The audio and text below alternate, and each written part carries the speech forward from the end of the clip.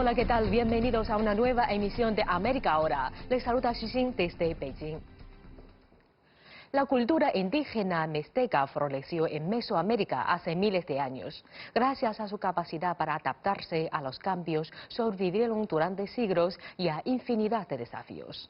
Pese a ello, es uno de los grandes desconocidos en la historia de la región.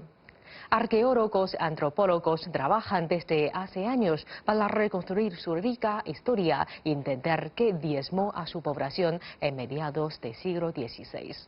En esta edición de América Ahora les mostraremos algunos de los últimos descubrimientos arqueológicos sobre la cultura mixteca.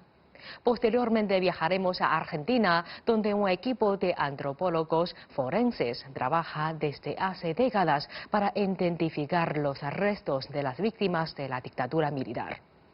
Hoy comparten su experiencia con equipos de toda la región.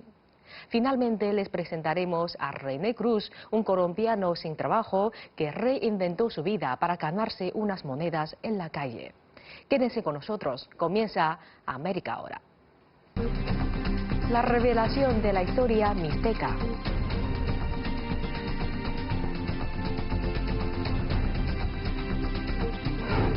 El equipo argentino de antropología forense identifica los restos de las víctimas de la dictadura militar.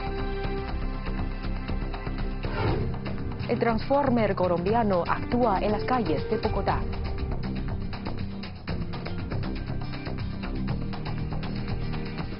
El término Mesoamérica se refiere a una región histórica que se extiende desde México y a través de Centroamérica.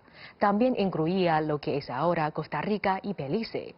Una de las mayores civilizaciones de Mesoamérica fue una población indígena llamada mixteca, que logró adaptarse y sobrevivir los cambios que vivió la región durante más de 5 siglos. No obstante, este grupo indígena es también uno de los grandes desconocidos en la historia de la región. ¿Qué los llevó al colapso? En años recientes, nuevos descubrimientos han revelado un nuevo capítulo en la historia de los mixtecas.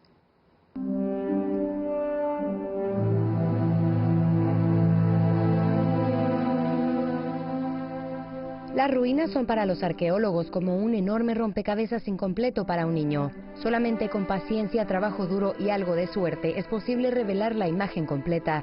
Así fue como todos estos elementos, más un poco de suerte, cambiaron nuestro entendimiento de la historia mixteca para siempre.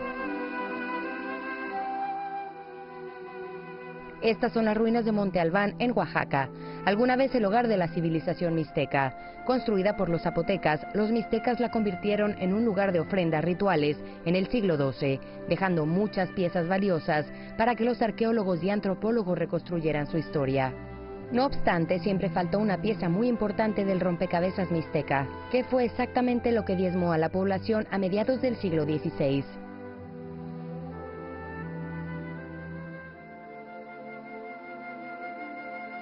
Gracias a su notable capacidad de adaptarse ante la adversidad, los mixtecas sobrevivieron y su cultura ahora tiene más de 5000 años de antigüedad. Jerónimo es un líder de la comunidad, orgulloso de sus raíces y dedicado a promover la cultura y los derechos de los mixtecas en el México de hoy. El pueblo mixteco, como su nombre dice, Ñusabi, que significa pueblo de la lluvia, nos sentimos bendecidos mucho por la lluvia, que nos da vida, que nos alimenta. Con la llegada de los españoles, muchos indígenas fallecieron, ¿sí? Que llegaron enfermedades que aquí no existían. Eso se sabe, se ha preservado a través de la memoria histórica, pero con el paso del tiempo los científicos con las herramientas tecnológicas se han ido como descubriendo algunas cosas y hacían alianzas con los mixtecos. La antropóloga e investigadora Nelly Robles es una de las varias personas que han pasado años investigando y reuniendo piezas del rompecabezas mixteca. Está a cargo de un equipo multidisciplinario de científicos, antropólogos y arqueólogos, ya que cree que solo a través de este tipo de colaboración se puede descifrar el misterio de las civilizaciones antiguas. Los descubrimientos de su equipo indican que fue la adaptabilidad de los mixtecas lo que les permitió sobrevivir durante tantos siglos y a través de tantos desafíos. Nosotros trabajamos con la cultura mixteca de las montañas de Oaxaca, que está a 500 kilómetros del centro de México. ¿no? Estamos en el estado de Oaxaca, allá en el sur. Es una de las altas culturas de México. En la época posclásica, mixtecos y zapotecos hacen alianzas matrimoniales, se casan entre ellos para establecer ciudades más grandes. Y de esa manera sobrevivieron los mixtecos muchas veces, ¿no? Haciendo alianzas matrimoniales, alianzas comerciales, alianzas bélicas. Es una cultura que se adapta casi a cualquier circunstancia, ¿verdad? Mediante un carácter diplomático que los ha distinguido a lo largo de su historia. Eso los hace diferentes, ¿no? A los mixtecos los hace diferentes de muchos otros perfiles de las civilizaciones mesoamericanas, ¿no? Son los que siempre han tenido una oferta muy bella, que es el arte, y han tenido un perfil diplomático. En lugar de salir a pelear, pactan. Las civilizaciones mesoamericanas de la era posclásica estaban estrechamente interrelacionadas. Los mixtecos eran conocidos por sus relaciones comerciales en la región, caminaban durante días e incluso meses para hacer comercio con otras civilizaciones. La región mixteca es una región donde confluyeron muchas de las materias primas más importantes para distribuirlas luego, pero no en un sentido tanto comercial, sino artístico. Los mixtecos recibían muchos materiales, puedo decirle oro, turquesa, plata, concha, perlas, hueso. Casi todo lo que recibían los mixtecos como materia prima las convertían en piezas de arte, ¿no? Tenían y tienen una habilidad manual increíble. Entonces, eso los hizo famosos dentro de las ciudades mesoamericanas y de las civilizaciones mesoamericanas. De tal manera que encontramos arte mixteco en la civilización azteca, lo encontramos entre los mayas, los encontramos en el Golfo, los encontramos casi en todas partes, ¿verdad? No fueron grandes guerreros, pero sí grandes diplomáticos. Gracias a estas conexiones de rutas de comercio y las alianzas, pudieron obtener también materiales que no se conseguían en los valles centrales, como fue la turquesa, el oro o la obsidiana. Y eso les permitió tener un trabajo muy rico. En honor a las tradiciones artísticas de los mixtecas, el director de la Galería del Palacio Nacional de México, Arturo Cortés, realizó una exhibición el año pasado. Con esto ponemos a punto la cultura mixteca, que no por ser no muy conocida, no deja de ser muy importante, ¿sí? Todo el estudio que se tiene, la iconografía, pues es rica en materiales, como les decía, en la zona geográfica. Esto le permitió a esta cultura tener un desarrollo exquisito, que aquí tuvieron otro tipo de manufactura, que es más a detalle, y el dominio del manejo de la metalurgia, que gracias a eso se pueden comparar las piezas con el arte precolombino de Perú, de Colombia, ¿sí? En el manejo del oro, o la escritura. Muchos de estos artefactos encontrados en una ofrenda ritual en Monte Albán revelaron nuevas piezas en el rompecabezas mixteca, pero también generaron nuevas interrogantes con respecto a esta grandiosa civilización antigua. En el 2004, la doctora Nelly y su equipo comenzaron una nueva investigación. Querían descubrir la estructura física de la ciudad mixteca de Tepozcolula, Yacundá, en las montañas de Oaxaca, para aprender sobre la manera en la que la ciudad funcionaba antes de la llegada de los españoles y cómo modificó su presencia a la ciudad. No obstante, encontraron algo que realmente no esperaban. Cuando comenzamos a trabajar lo que llamamos nosotros la Gran Plaza, que es una de las plazas más grandes, empezamos a ver en el terreno, al limpiar el terreno, empezamos a ver colores diferentes en la superficie, ¿no? en los rellenos de tierra. Por lo tanto, ya eso nos llamó la atención, empezamos a hacer una excavación horizontal, ¿verdad? Una excavación muy extensa para poder observar estas manchas diferenciales. Y empezamos a bajar la excavación, entonces empezamos a ver que lo que teníamos era una secuencia de fosas, de excavaciones de la época colonial. Llegamos a tener, el máximo fueron hasta 12, 14 esqueletos humanos en una fosa de más o menos 1,80 por 60 centímetros. Eran fosas hechas de una manera muy rápida, o sea, nada de arquitectura funeraria, sino eran pozos que hicieron para contener esos entierros. Los entierros fueron hechos de manera simultánea, todos al mismo tiempo fueron sepultados ahí. Y cuando extendimos la excavación vimos que la plaza pues realmente estaba llena de este tipo de enterramientos. Por lo tanto, conociendo la historia, ¿no?, de la época colonial temprana, cuando sabemos que asolaron las epidemias en la región, entendimos que estábamos frente a un evento de mortandad muy alta, ¿no?, muy alta. Nosotros excavamos alrededor de unos 60 individuos, pero la plaza realmente tiene muchos entierros más. Pues suponemos que tenemos ahí miles de entierros, ¿sí?, miles de esqueletos enterrados ahí. Muestras de pulpa fueron recolectadas de los dientes de los restos humanos y enviadas a laboratorios especializados en Suiza y Alemania para determinar su antigüedad con carbono. Una nueva herramienta bioinformática de análisis metagenómico llamada MALT25 fue utilizada para buscar restos de ADN patógeno antiguo, pero los descubrimientos fueron inconclusos. Ellos encontraron una cepa de salmonela que se llama entérica, que es una salmonela que era desconocida para la región mesoamericana. Entonces, lo que nosotros estamos interpretando es que a partir de que se presenta la salmonela entérica en la Mixteca y estando la población realmente sin defensas para esa cepa en particular, fue que se causa esa mortandad de la que nosotros dimos cuenta en nuestra excavación. Las crónicas narran que lo que habían llamado cocolistli en el centro de México y en otras regiones eran epidemias de fiebres y de diarreas y de sangrados, es decir, que la fisiología humana se descompensaba completamente, ¿no? Entonces empezaban a sangrar, empezaban a tener fiebres, empezaban a tener dolores, empezaban a tener erupciones en la cara, erupciones en el cuerpo, y causaba finalmente la mortandad en pocos días, ¿no?, porque son epidemias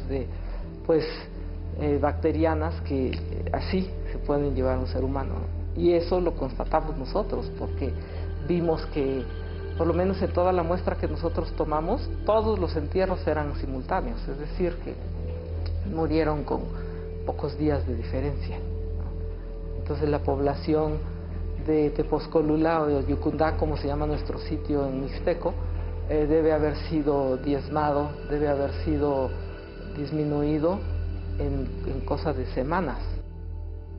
Esta epidemia explicaría el uso de este tipo de fosas masivas en espacios públicos, una práctica nunca antes vista en la cultura mixteca.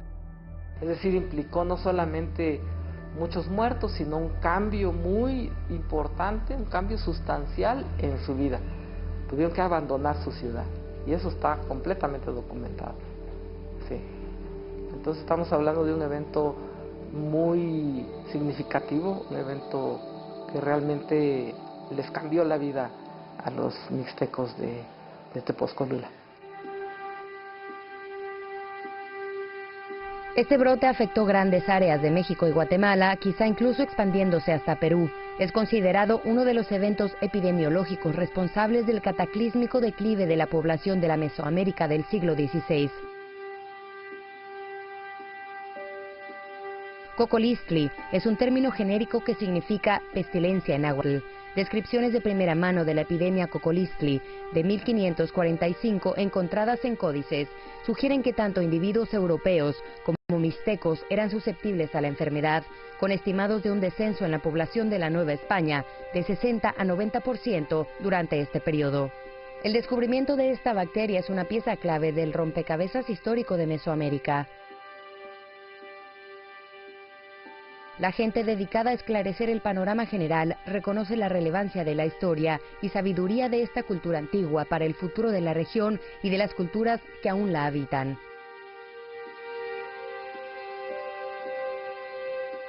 Es muy importante para nosotros, los arqueólogos, científicos sociales, y yo creo que también debería ser para los políticos, entender que el mapa cultural de México es un mosaico increíble, ¿no? Es un mosaico de conocimiento, de cultura increíble, ¿no? Y que todas estas culturas nos pueden dejar hoy en día tantos conocimientos que podemos entre todos volver a las raíces un tanto y volver a hacer que nuestras regiones mesoamericanas florezcan y puedan de alguna manera enfrentar el futuro.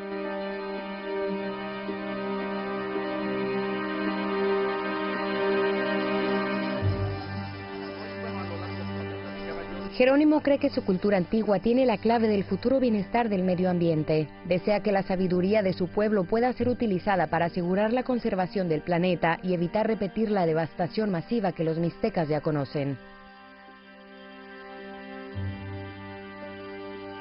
Otro aporte que tenemos como pueblo milenario es la forma de organizarnos de manera colectiva, como decía hace un momento, de forma comunal, ¿no? Es una forma organizada donde ni hay un pensamiento capitalista, ni hay un pensamiento socialista, sino hay un pensamiento vivencial que tiene que ver una relación con la madre tierra, con la madre naturaleza, de la cual somos nosotros integrantes, ¿no? Que tampoco ellos son externos, ni nosotros somos externos, coexistimos y allí estamos. Entonces, esta forma de ver el mundo, digamos, es un aporte, y el cual lo conceptualizamos como el buen vivir, es decir, el buen hacer con la madre naturaleza, y tampoco pues, se busca la destrucción, digamos, es un aporte, digamos, a la humanidad, y si se gusta ver desde otro punto de vista, sería como una conservación de la naturaleza. El equipo argentino de antropología forense es una organización independiente que desde hace décadas ha aportado su experiencia en investigaciones de todo el mundo. El equipo fue fundado en Argentina en 1984. Su tarea consistía en identificar los restos de las víctimas de la dictadura militar. Su experiencia técnica ha llevado al equipo a no solo trabajar en atrocidades del pasado, sino también en temas actuales como la desaparición de mujeres en Ciudad Juárez. Ahora imparte un curso para profesionales de toda América Latina con el fin de compartir sus conocimientos con equipos que trabajan en toda la región. En enero de 2009, Luciano Arruga, de 17 años, desapareció en las afueras de su barrio en Buenos Aires. Nunca volvió a ser visto con vida. El caso se convirtió en un emblema de la violencia policial en un país con una historia oscura de desapariciones. La hermana de Luciano, Vanessa Orieta, asumió la responsabilidad de dirigir la campaña familiar en busca de información para averiguar qué le pasó a Luciano. En nuestro país hace mucho tiempo que los familiares, sobre todo aquellos que viven en barrios humildes, denuncian diferentes formas delictivas. Cuando a Luciano le ofrecen salir a robar para la policía, él se niega, y lo que termina pasando es igualmente esto, que Luciano termina perdiendo la vida, termina siendo desaparecido. Nosotros venimos denunciando hace mucho tiempo, desde que Luciano fue desaparecido, que Luciano desaparece por haberse negado a robar para la policía bonaerense. Tras varios años y sin avances en la investigación sobre los responsables de la desaparición de Luciano, encontraron su cuerpo en 2014. Lamentablemente, en nuestro caso, nosotros no pudimos encontrar a Luciano con vida, lo terminamos encontrando 5 años y 8 meses después, enterrado como NN en el cementerio de La Chacarita. Una denuncia anónima guió a la familia hasta un cementerio en la ciudad de Buenos Aires. Fue en ese momento cuando la familia solicitó la participación del equipo argentino de antropología forense para confirmar que los restos pertenecían a Luciano Arruga. Un caso tan emblemático como nos pareció a nosotros, el caso de Arruga, porque es también un caso que demuestra las falencias que tenemos a nivel de Estado, ¿no?, para identificar cuerpos. El papel del equipo argentino de antropología forense en el caso de Arruga era identificar el cuerpo, pero también proporcionar a la familia una garantía de independencia dada la incapacidad del Estado para ofrecer respuestas a las preguntas de la familia de Luciano. El equipo de antropología forense comenzó a identificar cuerpos en los años 80. María Segura es una de las investigadoras del equipo. Y el origen que tuvo fue que a partir de las dictaduras militares que no solamente sufrimos aquí en Argentina, sino en toda Latinoamérica, había una fuerte necesidad de encontrar a nuestra gente desaparecida. Esta organización independiente sin ánimo de lucro fue fundada en 1984, cuando se reinstauró la democracia en Argentina. Durante muchos años el equipo contó con pequeñas oficinas en el Distrito Central de Buenos Aires. En el caso de la ciencia, nuestra contribución tiene dos vertientes muy importantes. La primera es la identificación del proceso y la otra está relacionada con la justicia, para proveer las evidencias científicas al juzgado en todos aquellos casos en los que se enjuicia al autor del delito. En ambas áreas nuestra contribución es importante.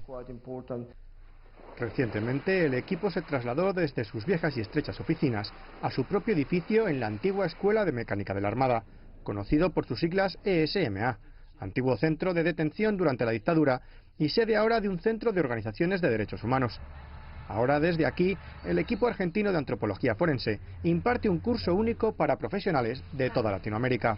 Y la escuela está orientada a tener grandes bloques, que es desarrollar las ciencias forenses con la orientación de derechos humanos. Tenemos un bloque de cómo se debe hacer un correcto levantamiento en escena o de lo que implica una exhumación.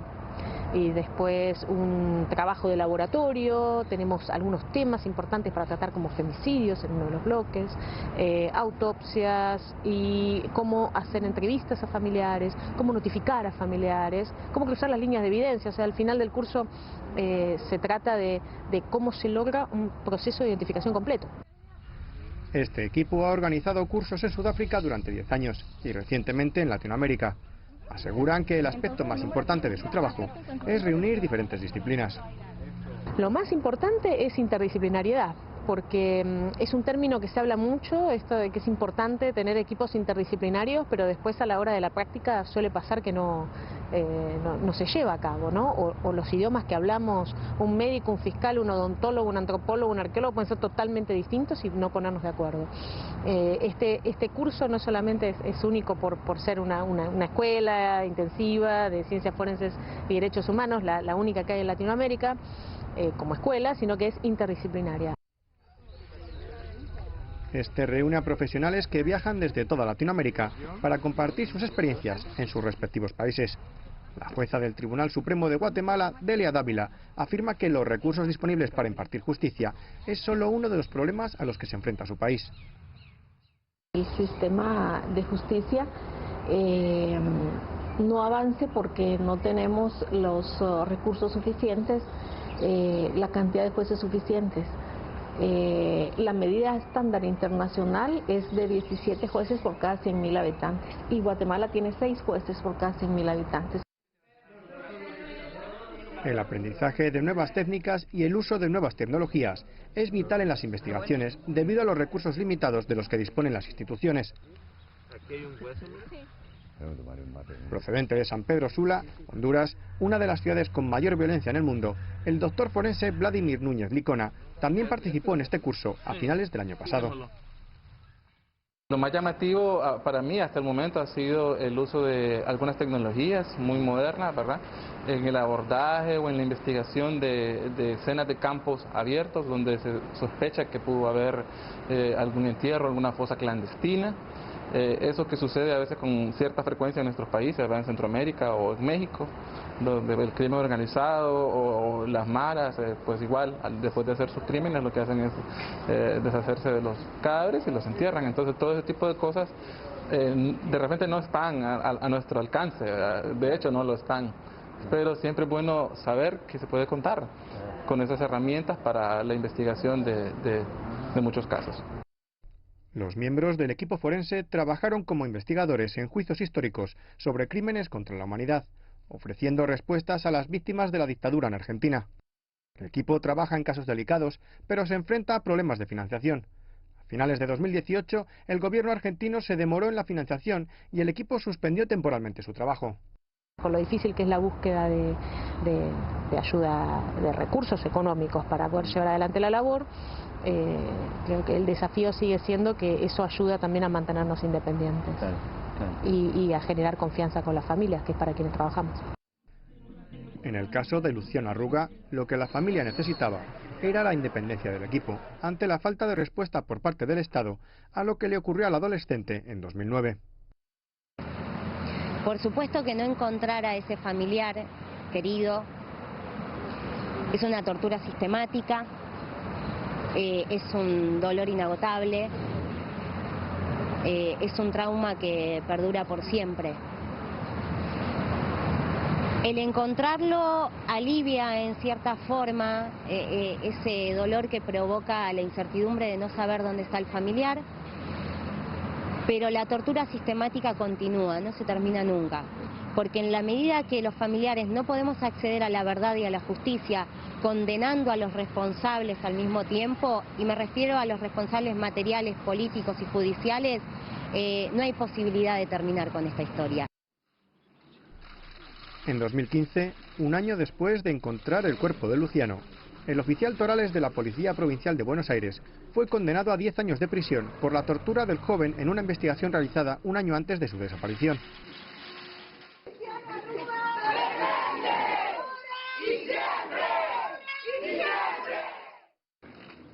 Para la familia, esta sentencia llegó tras 6 años buscando justicia. Finalmente se reconoció la implicación de la policía en la trágica historia del adolescente. En cuanto a la desaparición de Luciano Arruga, no se halló más información ni tampoco otros oficiales rindieron cuentas. Muchos años después, la familia de Luciano Arruga sigue exigiendo respuestas por su desaparición y demandan justicia. El equipo de antropología forense continúa con sus investigaciones, al mismo tiempo que entrenan a otros equipos de investigación de todo el continente. Para miles de familias, el trabajo del equipo de antropología forense ha ayudado a aportar pruebas en los tribunales y a conseguir condenas. Para aquellos que siguen luchando por justicia, el trabajo de este equipo al menos les brinda la verdad. Un hombre colombiano desempleado y sin mucha suerte se las ha ingeniado para cambiar su destino. Ahora, ataviado con un disfraz hecho por él mismo, se dedica a sorprender a los conductores y viajantes que circulan por las calles de la ciudad de Bogotá. Les dejamos con las imágenes de este Transformer colombiano.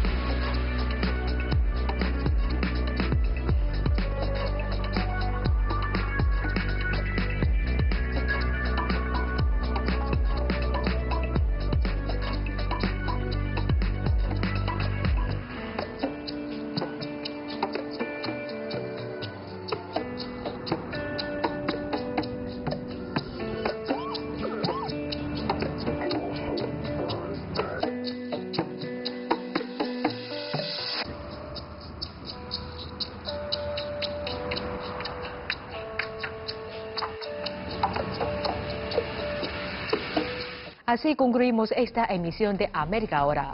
Les recordamos que pueden seguirnos a través de nuestras cuentas oficiales de CGTN en español en las redes sociales. Gracias por acompañarnos durante esta media hora.